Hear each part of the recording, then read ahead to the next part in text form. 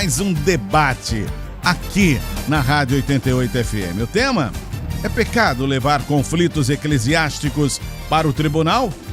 Nos últimos dias, o embate judicial entre o pastor André Valadão e o pastor Felipe Valadão reacendeu um debate explosivo no meio cristão. Um líder que busca resolver disputas na justiça está pecando ou apenas exercendo seus direitos legais? No caso em questão, o pastor André Valadão tenta impedir que Felipe Valadão utilize o nome Lagoinha em sua igreja, o que levanta questões sobre a ética cristã. Quem defende a ida aos tribunais aponta que nem todos os problemas podem ser resolvidos apenas no campo espiritual. Eles argumentam que em casos como disputas de marca, gestão financeira ou propriedade, o Estado é a instância legal que organiza essas questões. E não há pecado em buscar seus recursos. Afinal, se a justiça é um sistema criado por Deus para manter a ordem, por que não a usar? Além disso, deixam claro que em algumas situações, evitar o tribunal pode significar aceitar abusos ou deixar questões importantes sem solução. Por outro lado, há os que veem esse tipo de atitude como um sintoma grave de falta de maturidade espiritual. Para eles, a Bíblia é incisiva ao proibir que cristãos levem suas causas diante de juízes descrentes, como apontado em 1 Coríntios 6, de 1 a 6. Optar pelo tribunal é visto como abrir mão da sabedoria do Espírito Santo e dar mau testemunho ao mundo. Esse grupo ainda questiona se conflitos dessa natureza não revelam idolatria a bens materiais ou a reputação, colocando interesses terrenos acima da comunhão e dos valores do reino. O que queremos esclarecer no debate de hoje é pecado levar conflitos eclesiásticos para o tribunal? Processar a igreja ou algum irmão na justiça é lutar por direitos ou é apenas gerar escândalo? Fazendo parte da mesa de debatedores, o pastor Bruno Alves, do Ministério Aliança, vai orar por nós nesse momento. Amém, oremos. Senhor, em nome de Jesus, clamamos pela Tua bondade e misericórdia sobre as nossas vidas, que possamos ser instrumentalizados pelo Senhor nesse momento para trazer luz sobre esse assunto que gera dúvida no coração de tantas pessoas. Que possamos ser canais do Senhor nesse tempo, para que através daquilo que for posto sobre a mesa aqui, pessoas possam tomar decisões, possam ser direcionadas e possam, Pai, tomar as decisões de maneira corretas, acertadas, para a glória do Teu nome.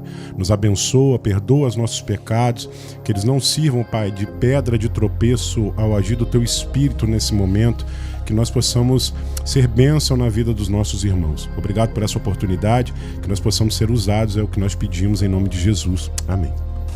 Também fazendo parte da nossa mesa de debates, pastor Davi Cabral, Assembleia de Deus, Campo Lindo, lá em Seropédica, Rio de Janeiro. Prazer em tê-lo aqui, pastor Davi. A paz do Senhor, prezado pastor Dário, amém. Demais companheiros debatedores e todos os nossos radioouvintes, a Letícia. É sempre um prazer poder voltar e estar com vocês na 88. Olha, prazer é todo nosso, viu? Todas as vezes que o senhor chega aqui, vem trazendo alegria para nós e ter o seu companheirismo, e é muito importante aqui na Rádio 88 FM. Também o reverendo Lucas Brandão, da Igreja Presbiteriana Aliança, do bairro Água Limpa, em Volta Redonda. Graça e paz, meu querido. Graça e paz, reverendo Dário Ferreira. Ó. Muito bom estar aqui com você, poder compartilhar desse momento, revê-lo. E eu espero que a gente possa ter um debate aqui produtivo para ajudar os irmãos a serem esclarecidos, né, à luz da palavra de Deus. Maravilha! Já orou por nós, pastor Bruno Alves, Ministério Aliança. Tudo bem, meu querido? Graça e paz. Tudo na bênção, graças a Deus. É uma alegria poder participar desse momento, né, uma vez mais. Já estava com saudade de estar aqui com os irmãos. E eu espero aí que Deus possa nos usar, pastor Dário, porque o assunto é forte, hein? O assunto é forte. Fortíssimo, né? Olha, você que está em casa aí, onde você estiver, quer participar, pode mandar o seu áudio pelo 998-68-0088. Participe, nós estamos também pelo YouTube, né? Pelo YouTube, Rádio 88 FM Oficial. E você pode participar. Reverendo Lucas Brandão, eu já quero saber qual é a sua opinião, né? E vou saber a opinião dos outros debatedores também, mas vou começar com você. Se você pensa ou entende que é pecado levar conflitos eclesiásticos para o tribunal, processar a igreja ou algum irmão na justiça, o que é para você? É lutar por direitos ou é apenas gerar escândalo, hein? Pastor Dário, eu brinquei com alguém que me perguntou isso ontem, dizendo sim, mas depende. Sim, mas depende. Eu acho que sim, é pecado, mas o desafio para nós, que a gente vai talvez tentar esclarecer, vai entrar na pauta também, é entender o que é um conflito só eclesiástico, que pode ser tratado só dentro da igreja, e o que é um conflito que a gente vai ter que usar de outras instâncias, porque elas também existem para isso. A gente vai poder falar de Romanos 13 e outros textos, que a própria palavra estabelece que as autoridades elas existem com um propósito. E Deus estabeleceu as autoridades. Então eu acho que sim, é pecado a gente tratar de conflito eclesiástico usando a justiça dos homens, não a igreja, mas há casos e casos, a gente vai poder falar melhor disso aí durante o decorrer do debate. Então, o senhor acha que é pecado, né? E você vai trazer pra gente algumas situações que devem ou não levar para o tribunal. É a gente pensar o que sai só do conflito eclesiástico, né? Porque a primeira resposta é sim. É pecado tratar conflito eclesiástico no tribunal. Agora, o que é um conflito só eclesiástico? O que passa dessa esfera eclesiástica? O que não é para ser tratado só pela igreja? E aí a gente vai poder falar isso aí no debate. Pastor Bruno Alves, sua opinião. Vamos lá. O que você pensa a respeito disso? O texto que foi usado aí na pauta, não sei, quem fez a pauta foi a... Miqueias Lechaife. Então, ela usou o texto de 1 Coríntios, capítulo 6, né? Onde Paulo trata sobre essa temática. Sim. Bom, primeiro a gente precisa entender qual é o contexto que Paulo está falando isso. O fato é, o que é o juiz, como que atuava os juízes naquela época, naquele tempo? Bom, os tribunais ou os lugares de julgamento eram lugares públicos, normalmente em praças. Então, o julgamento ele era feito de maneira aberta. Todo mundo que passava sabia o que estava acontecendo. Tá ali o pastor Dário com um conflito com o pastor Lucas. Então, o juiz ele está julgando publicamente. Todo mundo está sabendo. Paulo ele faz aqui um alerta sobre o seguinte: como que vocês vão trazer assuntos que são pertinentes a vocês como crentes para serem resolvidos publicamente? Olha o escândalo que isso vai gerar. Todo mundo que passar vai saber. Nós estamos aqui anunciando a graça, nós estamos pregando o evangelho e agora nós estamos com uma disputa interna entre nós. E aí, o juiz, ele julgava já naquela época, pastor Dário, amados irmãos, pastor Davi Cabral que está aqui, o pastor Lucas, eu sei que são pessoas estudadas, sabem disso, que já havia denúncias de venda de sentença.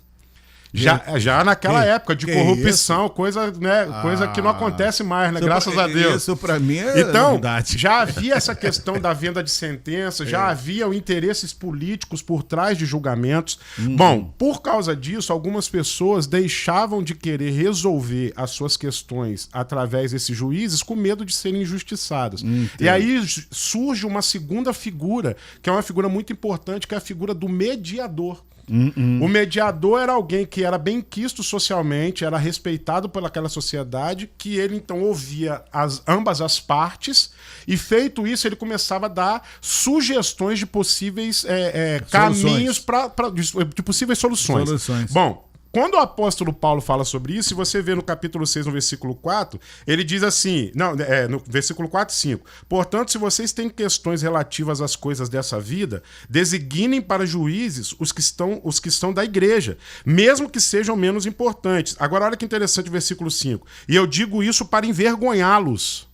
Acaso não há entre vocês alguém suficientemente sábio para julgar uma causa entre irmãos? O que Paulo está dizendo é o seguinte: se você não quiser ser julgado por um juiz, com medo de ser injustiçado, e procurar um mediador, a pergunta é: por que não enxergar na igreja uma agência mediadora que tem muito mais autoridade por ser compostas por gente lavada e remida pelo sangue de Jesus, gente que tem aliança com Deus? Então é muito mais prático você procurar alguém dentro da igreja do que você procurar gente que não tem aliança com Deus, e aí vai designar aqui como ímpios. Então o fato é, a intenção de Paulo aqui é dizer o seguinte: não é que Paulo está proibindo, eu acho que ele está desaconselhando.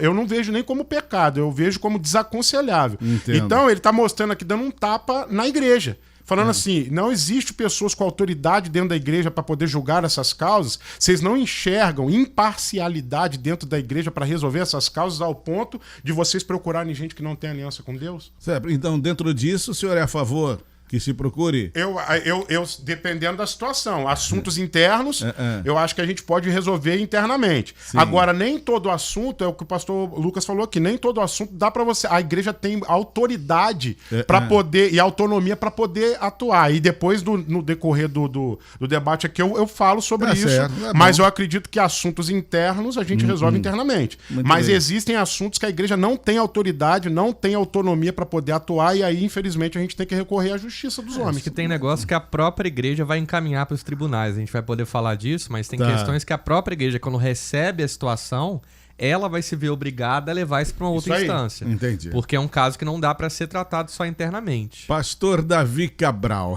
sua opinião, depois de ouvir esses dois abençoados aí. Eu creio que estamos afinados em pensamento, em lógica. Eu gostaria de destacar aqui, normalmente se ouve muitas críticas a pastores, né? O não cristão e lamentavelmente até alguns cristãos, mas se todos soubessem a quantidade de conflitos que são resolvidos no âmbito de um gabinete pastoral, de um conselho ministerial, que não batem nos tribunais, porque dentro da igreja já existe um fórum de conciliação, dentro desta linha que o pastor Bruno colocou, talvez seja o maior fórum de conciliação que exista a igreja na Terra. Porque os atritos, os conflitos, são naturais no convívio em sociedade. Essa semana mesmo eu fiz uma palestra e disse que quando você ouve alguém falar, política e religião não se misturam, esta pessoa está dando um atestado de ignorância, porque política, judiciário e religião nasceram junto com a civilização lá na Mesopotâmia. O primeiro código de leis foi feito por um sacerdote mesopotâmio, que é o Código de Hammurabi. O segundo, por um sacerdote hindu, o antigo da religião Veda, que deu origem à crença na reencarnação para manter as castas ou as classes nas suas posições sem conflito. E o terceiro está na nossa mão, que é o Pentateuco, elaborado por Moisés. É o mais social, o mais abrangente, e embora conservasse alguns costumes da época, a escravidão foi um instrumento jurídico até um século e meio atrás. E em algumas sociedades ainda existe. Então, a participação da religião e no contexto do evangelho, que significa paz, boas novas, então os agentes, os pregadores, os pastores, eles são também pacificadores sociais, que não se deve e nem sempre se consegue manter no âmbito da igreja, todos os casos, é evidente. E aí se insere o que Paulo falou, mesmo dentro dessa conotação trazida pelo pastor Bruno, que o escândalo era maior porque era público, se bem que os julgamentos hoje, muitos deles também se dão em fórum com plenário, principalmente estudiosos ou operadores de direito estão presentes, qualquer atrito entre cristãos gera escândalo. E a Bíblia diz, ai daqueles por quem vier o escândalo. Positivo. Então, se pudesse resolver tudo a nível em termos corpóreos, ou seja, dentro da igreja, melhor. Como isso não é possível, de vez em quando ocorrem situações, e aí nós temos que ter o equilíbrio, porque a Constituição Federal do Brasil proíbe que se impeça alguém de buscar a tutela jurisdicional do Estado.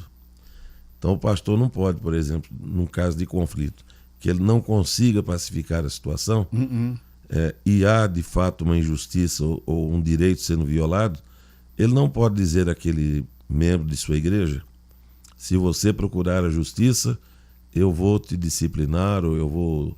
Se ele fizer isso, ele está cometendo um outro delito. Um outro delito. No caso, excluir uma pessoa hoje seria um problema interno para ser resolvido. Você vai lá, excluiu fulano de tal. Aí fulano de tal não gostou da coisa, ele pode levar isso à justiça, então. Pode levar à justiça. E aí vale uma questão das igrejas terem uma boa assessoria jurídica para ter uma boa constituição, um bom estatuto, onde fica muito claro em que situações alguém pode ser excluído. Porque se alguém ajuiza isso, mas excluiu com base de quê? A pessoa pode alegar, é preconceito, é discriminação. Mas esse não é um assunto interno? Não é um assunto interno, gente? Interno, é isso que eu gostaria de saber. Quais são os assuntos internos que a gente tem que resolver dentro da igreja? Tem um problema, pastor Dário. A gente vive num país também que é o país do processo. Então criou-se uma cultura de ganho com o processo. Qualquer coisa. Então a igreja está também sofrendo com isso. Então, eu, quando me torno membro da igreja, eu aceito a Constituição, aceito o Estatuto, eu entendo as regras da igreja. E às vezes eu nem sofri de fato uma injustiça, mas eu cometi uma falta em que é cabível ser excluído, ou cabível ser disciplinado. Só que aí eu quero ganhar alguma coisa com isso. Porque eu não quero me consertar. Eu enxergo nisso uma oportunidade. Isso. E aí eu vou colocar a igreja na justiça. E a ideia bíblica vai na contramão disso. O texto que o pastor citou aqui, que é o texto base do debate, fala: por que vocês não preferem sofrer prejuízo? Porque é melhor ficar no prejuízo do que causar escândalo. É melhor ficar no prejuízo do que atentar contra a unidade da igreja. A ideia aqui, bem possível que o Paulo está tratando, é de conflito até de ordem financeira entre os irmãos. Um que talvez não pagava o outro, um que tinha dívida com o outro. A ideia, quando você vai ver o grego, parece ser essa, de questões mais ligadas a problemas financeiros. E qual é a lógica do evangelho? Se eu tenho que preservar a igreja, eu posso sim tomar um prejuízo por amor à igreja, por amor a um irmão. Eu não tenho que sempre ter a minha justiça satisfeita. Mais importante é a glória de Deus. Agora, uma coisa... acho que vocês falaram sobre isso, para não levar... O pastor Davi Cabral falou também sobre levar ao público para que não haja escândalo. Mas hoje, pela internet, a gente fica sabendo de tudo, gente. A gente fica sabendo de tudo. As coisas acontecem muito rápido e rapidamente elas são propagadas. Então, se a gente não for fazer para provocar escândalo, pastor Davi Cabral, não acaba sendo até mais público do que no passado? Porque a internet está aí para isso, né? A internet é um fenômeno mais recente e ela não só coloca situações reais, como situações fictícias. Então, positivo. Não fake news, né? Exatamente. Fake news, e existe um tribunal da internet, né? Todo mundo é juiz na internet. Tem que se haver, olhar para a internet com discernimento espiritual e olhar com reserva aquilo que se lê. Sim, sim. Você tocou num assunto importante, a questão da exclusão. Hoje nós até usamos um outro termo, desligamento do rol de membros. A igreja, na verdade, ela tem que ir se adaptando às circunstâncias. Entendo. Em tempos passados, se usava, o estatuto era muito enxuto, era praticamente o instrumento, a certidão de nascimento da pessoa jurídica, igreja, de todas as denominações, e tratava só de questões administrativas. E já havia previsão da exclusão, do desligamento, mas era de forma genérica, por transgredir preceitos bíblicos. E isso produziu, que o pastor Lucas colocou, muitas ações na justiça, porque fica um termo abrangente, genérico, e aí é fácil a pessoa alegar que foi injustiçado. A Bíblia é um livro complexo, de muitas interpretações. Então nós, pelo menos no caso da Assembleia de Deus, Ministério de Madureira, qualificamos o que pode levar a pessoa, se transgredir um daqueles pontos colocados no estatuto, ele pode ser desligado do rol de membros. Isso não quer dizer que ele é excluído da igreja. Ele é só desligado do rol de membros. Desligado do rol de membros, ele fica sem os privilégios de ser um membro, sem poder participar da comunhão. Sim. E até que seja também, isso não é definitivo. Ele pode ser readmitido. Exatamente. E tem base bíblica, porque no capítulo 12 de Hebreus, a Bíblia diz que a comunidade cristã, a igreja, se ficar sem disciplina, não são considerados filhos, porque Deus corrige aqueles a quem ele ama. Então a disciplina ela faz parte, aliás, de qualquer contexto social. Sim, para isso existe o judiciário. Com certeza. Eu acho interessante você estar falando, pastor Dário, porque a internet ela traz esses escândalos à tona, né? A gente está vendo como a história que está dando base também para o debate, que é essa disputa aí dentro da família Valadão. E ontem eu conversava disso com o meu pastor, o reverendo Douglas de Paula, eu brinquei com ele, falou, difícil é até você saber qual é a história de verdade. Porque aonde você vai achar informação disso? São nos sites de fofoca evangélico. Parece estranho, né? O Fuxico Gospel, a fofoca Gospel. Tá cheio, porque você não tem uma posição oficial, né? Você tem uma indireta ou outra ali entre as pessoas envolvidas e você tem os sites de fofoca. E aí a gente pode entrar nisso, mas é feio, né? Porque é uma família que sempre foi referência, é uma igreja que é uma grande referência no Brasil para muita gente, se vê envolvida nesse tipo de problema, né? Agora, não seria falta de fé em resolver problemas na justiça dos homens, em ter falta de fé na capacidade de Deus de fazer justiça? Bom, então, foi falado aqui sobre a questão do prejuízo, eu estou tomando muito cuidado de ficar mais atento ouvindo para me ser bem assertivo nas minhas colocações. Eu acho que a questão do prejuízo, eu acho que depende do prejuízo. Sim. Porque o texto Paulo fala sobre isso. Poxa, não seria melhor você aceitar o prejuízo para preservar a unidade, para você e a imagem, a reputação, né? Sim, que é aquilo que as pessoas pensam sobre nós, né? Não seria melhor, mas depende do prejuízo. Eu costumo dizer o seguinte, vamos dar um exemplo. Eu sou pastor de uma denominação chamada Cristo Reina, tá? Aí essa igreja começou a crescer, temos uma sede em Volta Redonda, que aí fica mais claro para quem está ouvindo. Sim. E aí eu falo assim, poxa, crescemos, estamos avançando, vou abrir uma congregação em Barra Mansa. Eu tenho um cara do meu lado que é pedra 90, um cara que já me provou que é aprovado pro negócio, que é o chama Dário Ferreira. Eu falo, eu vou mandar esse cara para Barra Mansa, para pastorear lá. Aí a sede, pastor Davi, o pastor Davi deve ter passado por isso várias vezes. A sede faz uma pesquisa de campo lá em Barra Mansa, a gente compra um lugar ou transforma um lugar, pega um galpão e transforma numa igreja, ou compra um terreno e constrói um templo. Né? E aí a gente compra cadeira, compra equipamento de som, porque é tudo muito caro. Sim. Compra cadeira, bota bebedouro, bota bateria, faz um investimento absurdo, bota aquário, forro de teto, bota tudo e tal. E aí o pastor Dário começa a caminhar lá, 2 anos depois o Dário falou assim, não concordo mais com o Bruno não. Tô fora. Ele pode? Pode. Ele pode fazer isso. Ele pode. Ele sai da denominação, aluga uma loja na mesma rua se você quiser, irmão. Se você não tiver ética e quiser alugar na mesma rua, você aluga na mesma rua, vai lá, você compra cadeira, você compra som, compra tudo e monta seu ministério. Agora vai ser Darius Church.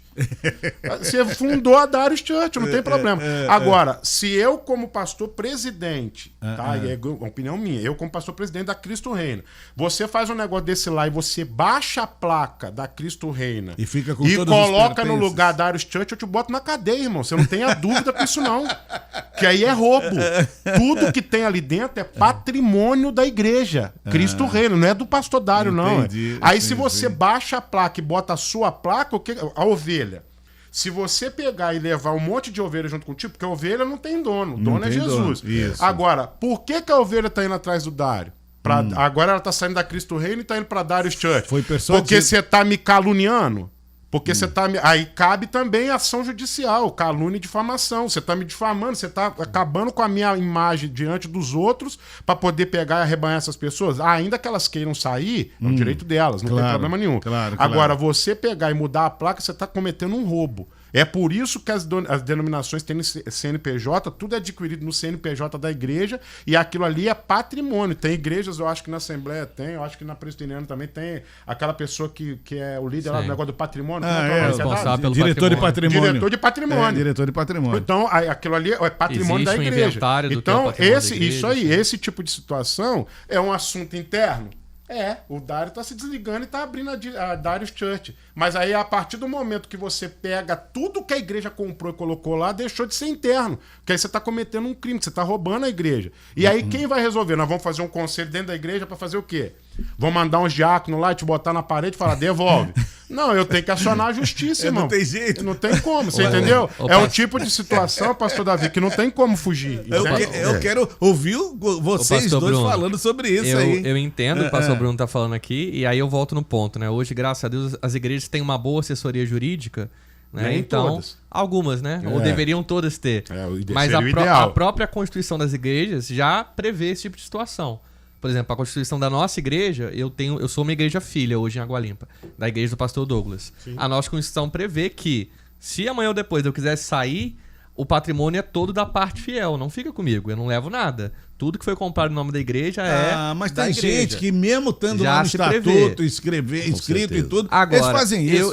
Eu entendo o que o pastor Bruno tá falando, eu entendo, só que eu acho que assim, a gente precisa pensar também na igreja, em que sentido?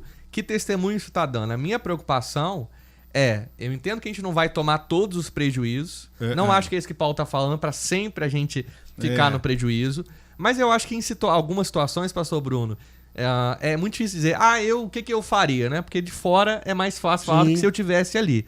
Mas hoje eu penso o seguinte, será que não é melhor deixar esse cara embora? Será que ele não vai acertar a conta com Deus também? Não, mas você tá deixando ele embora. Você quer que ele leve o patrimônio junto. Mas será que não é melhor deixar isso pra lá do que ter uma repercussão? Porque hoje o caso que traz a pauta desse debate é um caso que está criando uma repercussão que está trazendo escândalo para o evangelho. E não tô aqui dizendo quem da família tá certo ou tá errado, porque Deus é que sabe, né? A gente de fora não tem como aferir quem tá mais certo ou quem tá mais errado nessa história. Mas eu acho que em alguns casos é melhor a igreja deixar esse cara, porque assim, aquilo que é obtido de forma ilícita, será que esse cara vai prosperar? Será que o próprio Deus não vai fazer justiça com ele? Não, então, eu respeito, mas eu não concordo. Eu entendo o lugar da justiça, mas eu acho também que em algumas situações a gente tem que pensar mais no reino de Deus e na imagem da igreja do que em tomar ou não prejuízo como igreja. Pastor Davi Cabral, e aí, dentro dessa situação, ir à justiça ou não? Deixa eu fazer aqui algumas colocações prévias. Sim. Primeiro, todas as denominações têm na sua Constituição a preservação da sua identidade. Sim. Porque, do contrário, nós já vivemos, eu costumo dizer, inclusive, que nós não vivemos uma liberdade religiosa no Brasil. Nós vivemos uma libertinagem religiosa. O que existem de denominações com os nomes mais esdrúxulos, e a maioria delas são fatos como esse que o pastor Bruno colocou, pessoas que foram depositadas nelas confiança e elas traíram essa confiança e depois de se tornarem conhecidas e criar empatia com o grupo que lideravam, saem e formam outro ministério. Lamentavelmente, isso já depõe contra o Salmo 133 e a unidade cristã pregada em quase todas as cartas apostólicas. E o próprio Jesus. Então existem ferramentas nos estatutos para preservar essa identidade e existe também a nível secular a jurisdição de marcas e registros. Patentes. A patente. Patente, né? Tem algumas denominações, por exemplo, que você nunca vai ver o nome dela ser utilizado por um grupo dissidente, como, por exemplo, Congregação Cristã no Brasil. Jamais, né? Você não encontra. Assembleia de Deus, eles colocam lá um apelidozinho. Fogo Assembleia de Deus do Fogo. Assembleia de Deus agora é domínio público, que eles falam, não é isso? Acho que é domínio público. O nome. O nome só Assembleia de Deus é domínio público. Sim. Para criar a identidade, então existe Ministério Madureira. Ministério Madureira, a CGADB. Então, a São Cristóvão agora é Madureira. É Madureira, é verdade. Mas também dentro das denominações, para evitar ferir o que está posto no capítulo 6 de Coríntios, e aí eu digo, o pastor Bruno já me deu um catucão, ele disse, pastor Davi deve saber alguma coisa sobre isso. Eu exerço uma função muito difícil dentro da denominação. Eu presido a Junta Conciliadora. O nome já diz tudo. Pois é. Desde 1993, nem sei quanto tempo faz. Olha aí. Talvez seja o... 31 anos já. Foi o ano que eu nasci. Olha só. Pastor Davi. Vocês façam ideia nesse período quantos conflitos internos. Meu Deus. Porque, ainda no caso da Assembleia de Deus, que usa o modelo episcopal, ou seja, em cada cidade, a filial não se restringe a um único templo, a um único patrimônio. Por exemplo, em Volta Redonda, pelo menos quando eu pastoreei aqui, nós chegamos a 103 filiais na cidade. Então, e um presidente. Se um presidente desse, e isso acontece de vez em quando em algumas cidades do Brasil, resolve se desligar do ministério, olha o tamanho do prejuízo. Poxa, muito então, grande mesmo. Para evitar que se leve isso a tribunais seculares, primeiro vai uma junta de conciliação e esgota todos os recursos possíveis para resolver internamente a questão. Entendo. Mas existem casos que não tem como. A própria Igreja Católica Apostólica Romana também usa esse instrumento. Você vê se alguém usa esse nome. Ou se um padre qualquer se apropria da paróquia ou de um alfinete daquela paróquia. Pois é. Então, existem casos em que a prestação jurisdicional ela é a última instância a que se recorre. Como disse o pastor Bruno, se alguém não está satisfeito, que abra o seu ministério. O bom mesmo era que todos permanecessem unidos. Sim, com certeza. Mas é da natureza humana a dissidência. É verdade. O que não pode é a pessoa se apropriar daquilo que não lhe pertence. É isso. Que foi adquirido com dízimos, ofertas, contribuições, quando foi delegado confiança, quando foi delegado um cargo, por confiar naquela pessoa e depois ele tomar um outro rumo. Nesse caso tem que levar para a justiça humana mesmo? Ele aí? falou, é a São última muitos instância, Última instância, né? O apoio jurisdicional, porém não é descartado. E não, Porque tem situações que não tem como você resolver através, por exemplo, de um concílio como é que é o nome? Junta conciliadora. Junta conciliadora não resolve. O cara não bate o pé, eu vou levar. Então, você vai levar, você pode sair, mas só que o patrimônio da igreja você não pode pegar. Não pode, claro. Você não pode pegar. É sobre isso que eu tô falando. Aí para onde que você corre? Não tem como. Aí se levar para a justiça. No caso lá da questão da Lagoinha, a gente consegue ver o seguinte: existem situações que vão dando sinais. Sim. E o que está aparecendo, eu não estou afirmando, o que está aparecendo, que para mim o que está motivando isso tudo é ganância. Soberba, soberba, é ganância, porque o nome Batista da Lagoinha é um nome que agora se tornou grande. Tanto é que agora eles têm a tal da Lagoinha Global. Então, já se tornou. Mas aí que você vê como que é ganância, a partir do momento que você vê um pastor andando com um relógio de 880 mil, igual a gente vê André Valadão, andando com blusa, que aí hoje em dia tudo se filma, tudo se tira foto, irmão. Pô, aí ele vai pro evento, os outros vão lá, tiram uma foto dele e coloca do lado o preço do tênis que ele tá usando, 6 mil reais, 7 mil reais. Aí você fala, isso aí é prosperidade ou é ostentação? Então, isso que tá acontecendo, não pode usar o nome, não tá não sei o quê. Poxa, é cunhado. A irmã dele é pastora nessa igreja também, a Mariana. Sabe? A prova disso, você vê que a própria Ana Paula com o marido rompeu e criou diante do trono. Agora é um outro ministério que foi gerado também dentro da Batista da Lagoinha. Qual que eu acho que é o maior... Pra mim, a motivação aí é a ganância. O maior problema ali não é nem a questão da judicialização, mas a igreja ter dono, sabe? No sentido de ser uma dinastia. É isso. Então você tinha o pai, pastor Márcio Valadão, um homem de Deus, um homem que deixou um legado maravilhoso, mas que passa esse legado para os filhos. Sim. Então hoje o que me parece é que há uma disputa entre os filhos, como quem diz, quem tem mais direito de tomar as decisões, de fazer as coisas. O André Valadão, né? dentro dessa história, ele já é o presidente global, ele que assumiu. Era para ser, se eu não me engano, o marido da Ana Paula. Aí começou a dar problema, porque o André logo já quis arrogar para si esse título. E aí seguiu o que o pastor... A igreja não é um domínio familiar para ser passado de pai para filho. Então aí o André assumiu, a Ana Paula e o marido desligou, e eu acredito que foi por causa disso, e criaram o ministério deles diante do trono. E agora o André Valadão simplesmente, a visão é essa: eu sou o dono da marca e eu não quero que você use mais. Assim, o filho do pastor, ele pode até assumir a igreja se ele for chamado para isso. Com certeza. Se ele for um pastor vocacionado, claro. Se a igreja reconhecer isso nele, né, claro. Que ele tem essa vocação, esse chamado, não porque glória o pai a Deus. diz que tem que Agora, ser. não é como uma herança natural. Isso aí. Eu tenho a minha casa, eu vou morrer e vai ficar pro meu filho. A igreja é de Jesus. Então quem vai assumir a igreja é quem Deus chamou para tocá-la. Assim deveria ser, né? Olha que caso interessante. Bom dia, meu nome é Emerson Passos.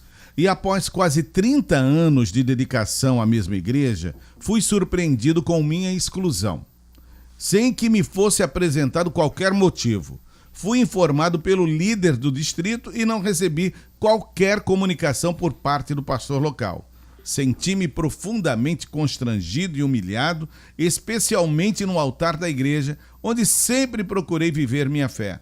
Considerando a importância que essa comunidade teve na minha vida ao longo de 3 décadas, pensei em entrar com um processo judicial. No entanto, por respeito e consideração à igreja, que sempre foi minha casa espiritual, decidi não seguir adiante com essa ação.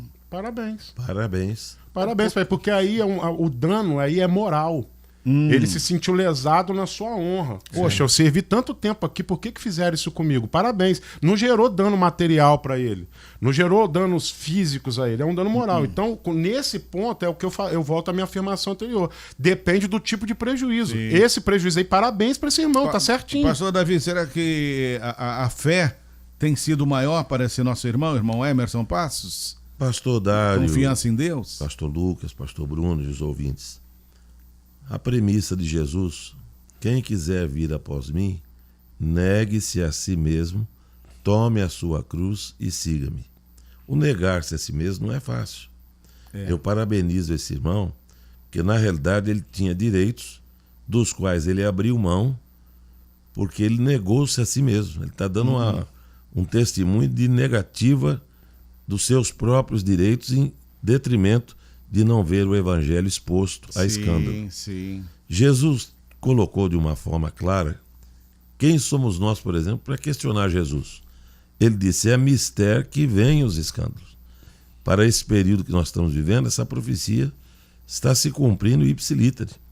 Mas ele diz: ai daqueles por quem vier o escândalo. É Lucas 17:1, né? Eu acho o pior do que o que coloca uma demanda são aqueles que na internet ou através de outros meios divulgam. Sim. Eles propagam, parece que tem prazer. São como aves de rapina que ficam à busca de algo que já não vive mais para explorar os seus próprios interesses. O verdadeiro cristão é um propagador de boas novas. Evangelho é isso, boas novas. O que não edifica, se todos fizessem isso, aliás, quando eu vejo na internet, e lamentavelmente de vez em quando a gente vê, eu lamento por aquelas pessoas que estão ali comentando e explorando aquele fato. Sim. Porque estão dando uma amplitude maior ao escândalo. Amplitude maior, é verdade. Agora, para a igreja se cercar de cuidado, nós vou retornar ao que nós já colocamos. Sim. O certo é qualificar o que pode gerar a exclusão ou desligamento, e ainda tem um outro adendo. Hoje não se dá publicidade ao nome. Porque se você der, mesmo a pessoa estando errada, mas você dá publicidade, está sendo excluído A, B, C. Esta pessoa pode buscar reparação por perdas e danos morais. Então nem o nome deve ser divulgado. Pelo menos na Assembleia de Deus nós definimos que as iniciais, porque tem que se dar publicidade, se publica as iniciais, mas não se expõe a pessoa. Entendo. E geralmente tem também... texto na Bíblia que legitima isso, né, pastor? Sim. Tem texto na Bíblia que diz que se alguém cometer uma falha, você vai até essa pessoa e conversa com ela. Se não resolver, você chama outra pessoa, mais uma ou duas pessoas da igreja e tenta conversar com ela de novo. Se não resolver, aí a Bíblia diz que você tem que levar para a igreja. Então a gente tem base bíblica para isso. Talvez não citar o nome para não gerar essa questão da busca por ressarcimento por danos morais e tal, mas que tem que ser exposto para a igreja, tem. Mas hoje em dia, sabe o que está acontecendo? Como vocês falaram, só fazendo um adendo rapidinho, com relação à questão da exclusão ou do desligamento, as pessoas não estão se importando com isso aí não, pastor Dário. Você chega para a pessoa e disciplina ela e fala assim: irmão, você cometeu um erro, que seja um erro grotesco que a pessoa cometeu, a pessoa simplesmente fala com você assim: valeu, pastor Lucas, Deus abençoe. Vou encontrar outra igreja. E semana que vem ela tá no altar já de outra igreja tocando, cantando, pregando. Que às tá vezes assim, consagrada. Porque muitas assim igrejas não querem saber como é que a pessoa veio, né? Não da onde quer, veio. é mais um dízimo porque que tá chegando, tá bom. As igrejas sérias, até essa medida de desligamento, ela é a medida final, né? A pessoa comete uma falta, você tenta conciliação, você tenta reparação, você dá oportunidade, você disciplina primeiro. Geralmente, para chegar num caso de desligamento, é porque já se esgotou todas as possibilidades de tratar aquela pessoa e não teve maneira. A gente viveu uma situação assim há anos atrás. Uma pessoa da nossa igreja, do nada pra gente, né? Saiu, começou a causar escândalo e tudo, foi pro mundo, beber, não sei o quê. A gente procurou, não quis nos receber, ligamos, fomos atrás e tudo. Chega um momento que você não tem mais o que fazer. Você vai deixar aquela pessoa continuando no hall de membros da pessoa e vivendo, causando escândalo. Olha lá, o irmão da igreja tal tá aí, tá caído bêbado na rua e é membro da igreja. Chega num ponto que você, infelizmente, não tem mais o que fazer. Opção, né? Você já esgotou as possibilidades. Né? Agora, vocês me deixem voltar um pouquinho ao caso do nosso irmão, que não levou o caso à justiça. Será que quando nos calamos diante da injustiça, não estamos sendo coniventes com ela? O nosso silêncio não pode fazer com que outras vítimas sejam feitas pela perpetuação da injustiça, gente? Nesse caso, como eu disse, como eu enxerguei na situação do irmão um dano mais moral de ficar chateado mesmo. A honra mesmo. A honra de, poxa, 30 anos servindo aqui, fizeram isso comigo, tiveram coragem de fazer isso. Ele ficou calado, não seria problema de depois... Dentro disso aí, pastor, cabe muito, eu acho que numa das perguntas que foram mandadas aí, tá falando sobre a questão de dar a outra face. Isso, Não tem verdade, aí? Eu acho que cabe para esse momento. Porque é interessante, aí eu vou recorrer aos meus professores aqui, porque quando Jesus fala ali, se alguém lhe ferir a face direita, é interessante entender que no grego, a palavra ali usada ali é dexia. E dexia está dizendo ferir o lugar de honra ou de autoridade. A face direita ali, o vocábulo no original, dexia, fala da lugar de honra ou de autoridade. Não é literal, né? Não, e quando ele fala também assim, vira-lhe também a outra, ou oferece-lhe também a outra, aí o vocábulo ali é strepson. E strepson significa, traduzido literalmente, virar as costas a alguém. Então, em resumo, Jesus está dizendo o seguinte: se alguém ferir a tua honra, se alguém não te respeitar ou não respeitar a sua autoridade, vira as costas para essa pessoa e segue a sua vida. Deixa ela seguir a dela e você segue a sua. Sabe por quê? Porque o respeito à tua honra não pode ser imposto. Se a pessoa não quer te respeitar, se a pessoa não quer, não caminha mais com ela. Eu não preciso caminhar com quem já deu demonstrações visíveis que não vai me honrar e que não vai respeitar a minha autoridade. Eu acho que no caso desse irmão, ele foi muito sábio em pensar o seguinte: qual seria o propósito? Né? Eu entendo a pergunta que o senhor fez. Mas isso não vai perpetuar a injustiça? A gente se cala eu vou me calar, mas isso vai acontecer com outras pessoas. Outros. Mas qual seria o propósito? Seria, num processo, como o pastor Bruno falou, ganhar uma indenização por danos morais? Isso, no final, resolveria o problema? É verdade. Porque se a liderança estiver agindo mal, num caso desse que só envolve honra, ela vai dar conta diante de Deus. Isso aí. E aí a gente precisa pensar o seguinte, que a gente não falou ainda. Que questões talvez têm que ser levadas além? Por exemplo, há algum tempo tem saído alguns escândalos, até de pastores americanos, que eles recebem, às vezes, para lidar com casos de estupro, de abuso sexual dentro da igreja, e ao invés de denunciarem, querem tratar tudo isso dentro da igreja. E aí é um outro problema, porque há questões que, quando é um crime que a lei prevê que foi cometido e é algo que tem ali evidência, eu não posso querer tratar só no meu gabinete. Pastor Lucas, a igreja eu estou sendo conivente. Eu estou protegendo alguém que cometeu um crime. Pastor Lucas, isso cai em um ouvinte que não quer se identificar. Ele manda aqui dizendo: bom dia, paz do Senhor a todos. Então um membro pode sofrer perseguição por preconceito, racismo pelo pastor e resolver só dentro da igreja? Então, racismo é crime. Aí é uma questão de crime. Por exemplo, então eu vou. Um irmão da igreja abusou de uma criança. Eu vou só disciplinar ele? Não tem como. Tem questões que... Bateu na mulher. Bateu na mulher.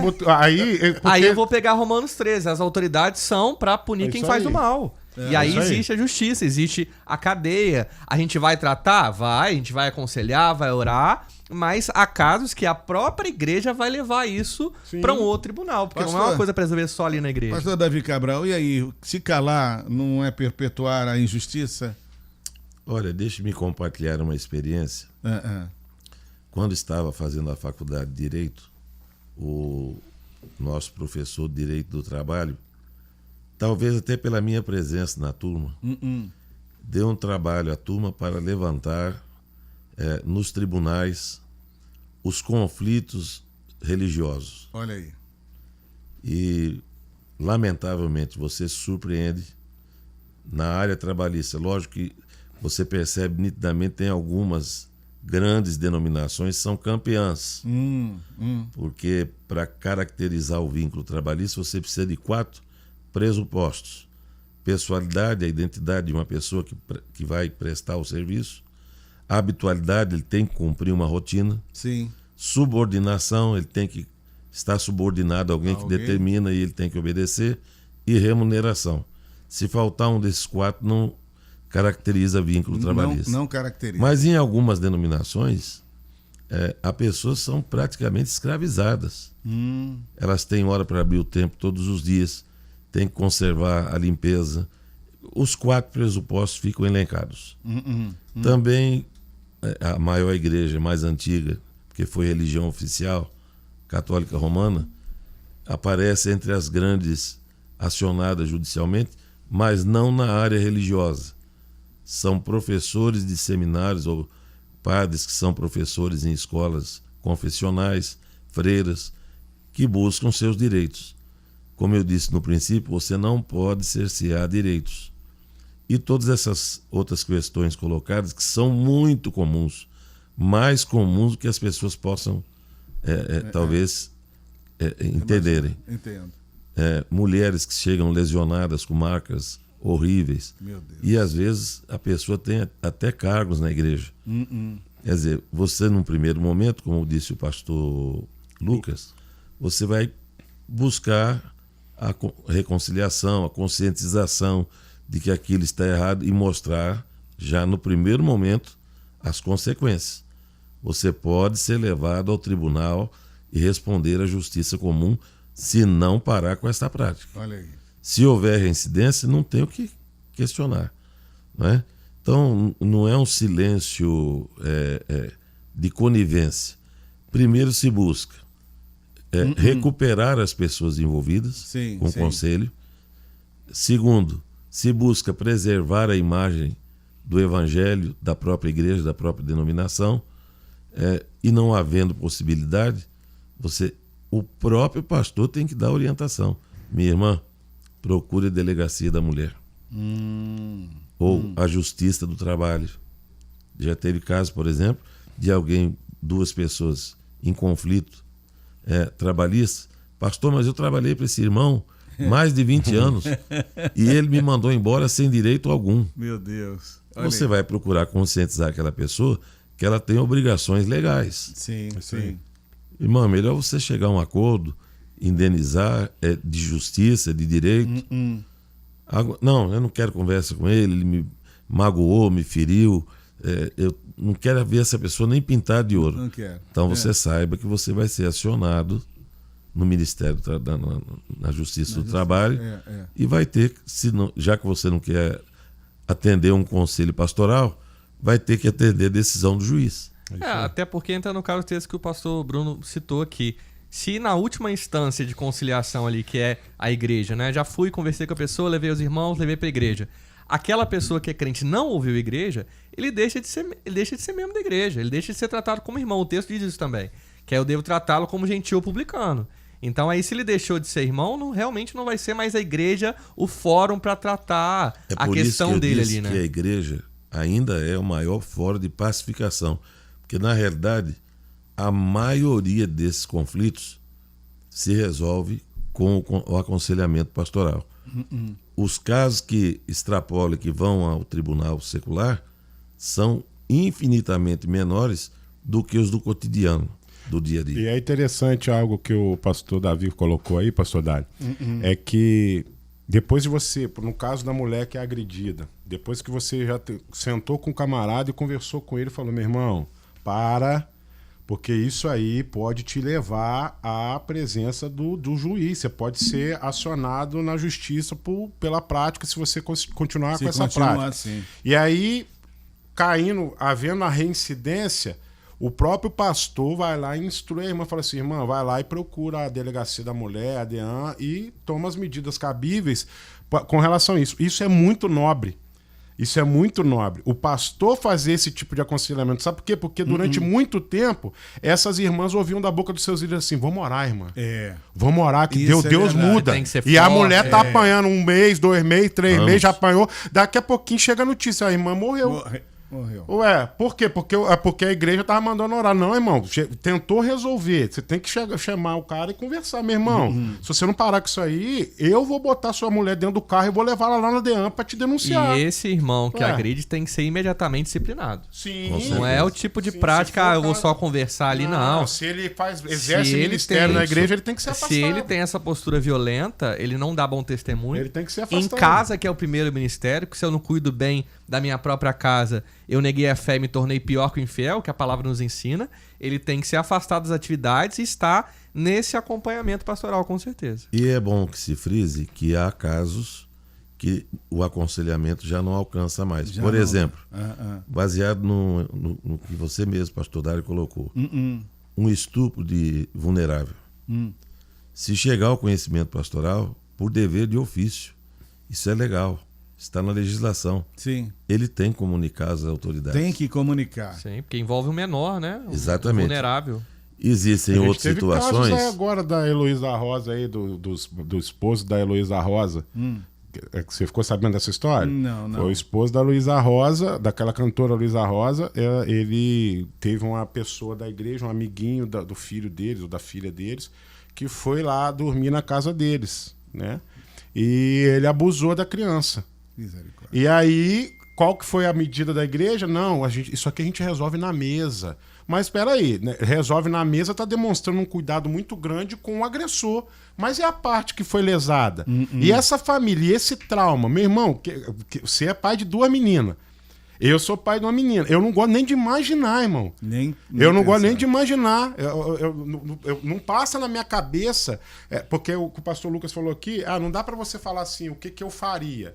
Mas eu imagino muitas coisas. Eu sou criativo para isso na situação dessa. Sim, a situação dessa. Na situação dessa, o camarada só deu mesmo para poder me parar, porque é uma coisa absurda de se pensar. E é um caso que, se a igreja é omissa, ela coloca em risco outras pessoas. Crianças, é óbvio. Porque geralmente é o tipo de pessoa que ela não abusa de um só. Mas o problema é a fama que o cara tem, é a fama que a esposa tem, é o que isso traz de benefício para a igreja, financeiro e também de imagem, de divulgação. Mas boa informação. Você tem um famoso dentro da sua igreja. Entendeu? Sim. Isso traz pessoas, a gente sabe disso. Boa informação do pastor Davi Cabral sobre essa denúncia que tem que ser feita. Sim. Agora, para problemas complexos, não existe uma resposta simplória, simples. E nós, quando eu vi o tema do debate, eu tinha um compromisso hoje, quase que eu falei, Beto, não vai dar para mim, não. Porque o tema é complexo.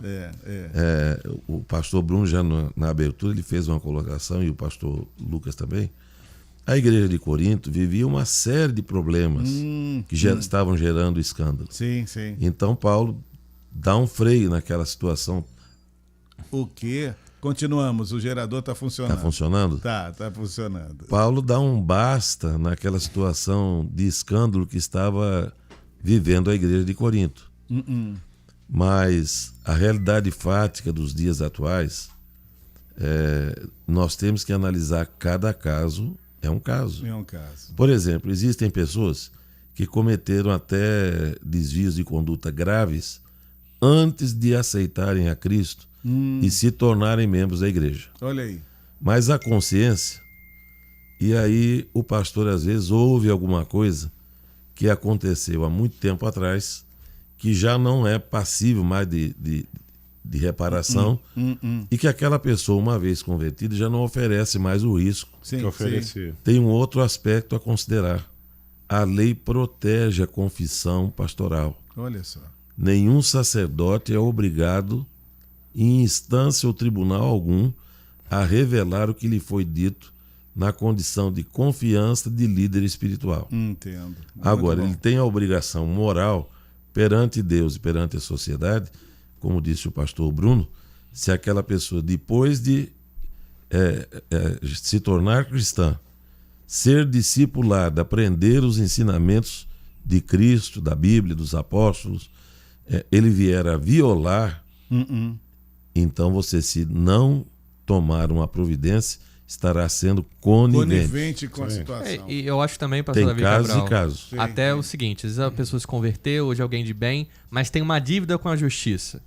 Ele tem que sanar essa dívida, ele tem que agir com honestidade. Eu já vivi isso na igreja, caso de um irmão que se converteu, e o próprio processo de conversão levou ele a isso. Pastor, eu bem cometi um crime, e eu tenho até mandado e tudo, eu vim pra Volta Redonda fugindo de outro estado. O que eu devo fazer, pastor? Eu devo me entregar. Falei, exatamente. Você deve se entregar. Você vai confiar em Deus, que Deus vai agir, Ele vai ver o seu arrependimento, vai ver, mas você não pode viver como um foragido. Isso não é postura para um cristão, né? Então, às vezes, ainda entra nessas situações. Eu dei uma palestra na quinta-feira sobre esse tema e citei um testemunho que eu vivi.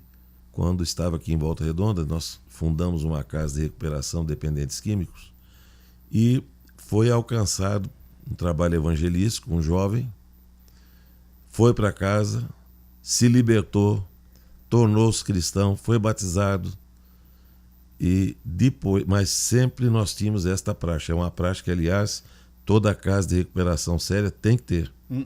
Buscar a ficha da pessoa junto às autoridades. Sim, sim. E, para surpresa, o diretor veio me comunicar que havia um mandato de prisão expedido. Eu aí chamei o rapaz, chamei junto com o diretor. Falei, meu filho, você aceitou a Cristo? É nova criatura? Então agora você vai ser testado. Que você tem uma dívida com a justiça e você vai ter que cumprir. Ele alegremente disse, não, pastor, eu quero estar com a minha vida legalizada. Resolver essa situação. Ficou 3 anos na antiga Frei Caneca. A igreja dando assistência, fazendo visitas. Olha aí. Agora vem o outro aspecto. Quando foi para ter a liberdade provisória, por progressão de regime, precisava que alguém assinasse a sua carteira para que ele saísse para trabalhar. Sim, sim. E nós tínhamos muitos irmãos que tinham empreendimentos, mas quando se falava de um ex-viciado, um ex-presidiário, sim, sim. Eu acabei, como tinha uma função na área de construção civil, que eu podia encaixá-lo, a igreja assinou a carteira desse rapaz. Olha aí. Que criou família, constituiu família, comprou um terreno, construiu sua casa e hoje é um grande empreendedor e construtor da cidade. Olha aí, que bênção. Presbítero da igreja. Que bênção, hein? O caminho é esse que o pastor Lucas indicou. Se a pessoa tem uma dívida, não tem com você ouvir e não dar a orientação de que ele tem que pagar aquela dívida. Sim. Então, é por isso que eu estou dizendo, cada caso é um caso. É um caso. Bom, gente, que pena. Tava muito bom esse debate, aprendemos muito. Eu quero já agradecer a presença de todos vocês, mas para finalizar, qual conselho você daria para um cristão que está sendo alvo de alguma injustiça em algum contexto eclesiástico, seja pela instituição, seja por um irmão? Pastor Lucas, muito obrigado por ter vindo e concluindo pra gente aí, amém, por favor. Pastor Dário, uma alegria estar aqui. Eu acho que o conselho é ele buscar aquilo que está na orientação da palavra de Deus, né? É entender que pode ser uma questão dele perdoar e mudar de igreja, pode ser uma questão dele entender que pode haver um propósito de Deus ali, mas eu acho que acima de tudo é se mostrar um cristão fiel. O cristão fiel vai ser guiado pela palavra para lidar com isso, crendo que acima de tudo está a justiça de Deus. Há casos que ele pode ter que recorrer à justiça? Sim, como a gente falou aqui, há casos mais graves que o fórum é a justiça. Mas em muitos casos é melhor sofrer, é melhor negar a si mesmo, procurar um outro lugar para congregar, se não for possível uma conciliação.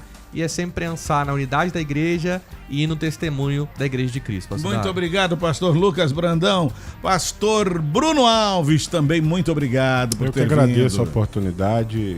O conselho que eu deixaria para a pessoa é uma fé inteligente, ela nos leva a uma obediência antecipada. Eu creio nisso. Eu acho que a melhor coisa é você orar e buscar em Deus um direcionamento, que Deus vai colocar paz no seu coração para tomar a melhor decisão. Se for necessário sofrer o prejuízo, sofra de cabeça erguida, crendo que isso é para a glória de Deus. Se for para buscar um ressarcimento judicial, faça isso também de cabeça erguida, sabendo que isso também, o resultado disso vai ser para a glória de Deus. Eu creio dessa forma. Uma fé inteligente nos leva e nos conduz a uma obediência antecipada. A melhor caminho é obedecer a palavra de Deus. Muito bem, pastor Bruno. Obrigado por ter vindo. Obrigado também, pastor Davi Cabral. Muito obrigado por ter vindo mais uma vez, viu? Aqui para estar com a gente. E com a sua opinião e concluindo. O pastor Lucas e o pastor Bruno já praticamente esgotaram, né? O caminho é esse. Né? A pessoa pode buscar dentro da própria instituição pessoas que se solidarizem e possam interferir ou ajudar a resolver o problema. Sim. Ou então, racionalmente. O maior exemplo nós tivemos aqui desse irmão que deu testemunho, o Emerson que abriu Passos. mão de direitos por amar a Cristo acima de todas as coisas. Nós jamais vamos dizer não faça, não procure, né? Mas racionalmente, espiritualmente, o conselho é: tenha sempre Jesus, o nome de Jesus, acima de todo e qualquer interesse. Eu não quero polemizar não, mas se alguém chega no seu gabinete e fala assim: pastor Davi, eu matei um homem, mas eu não quero que o senhor fale pra ninguém, eu só vim aqui pro senhor orar por mim. Impossível. Impossível. Porque se eu não relatar esse fato, fica evidente a conivência e é dever de ofício comunicar um crime às autoridades. Mas não é segredo de gabinete? Veja, há casos e casos. Se a pessoa fez isso quando, vamos dizer, num passado que ele não conhecia o evangelho, não era crente, depois aceitou a Cristo, tornou-se membro da igreja, hoje é um cristão, aí eu posso orar por ele. E não havendo sequelas, que aí tem muita coisa a considerar. Muita coisa aí, se as pessoas deixou filhos, se deixou viúvos, tem gente sofrendo aí em função desse... Entendeu? Sim. Agora, se não há nada, absolutamente nada, é uma questão de consciência, aí a oração sacerdotal e o perdão pode ser intermediado junto ao Supremo, sumo advogado, sumo pastor. Sempre com bom senso, hein, pastor Davi Cabral? Sempre dando um bom direcionamento. Muito obrigado a todos vocês. Que Deus abençoe ao ministério de cada um de vocês. Amém, pastor Lucas, pastor Bruno, pastor Davi Cabral. Eu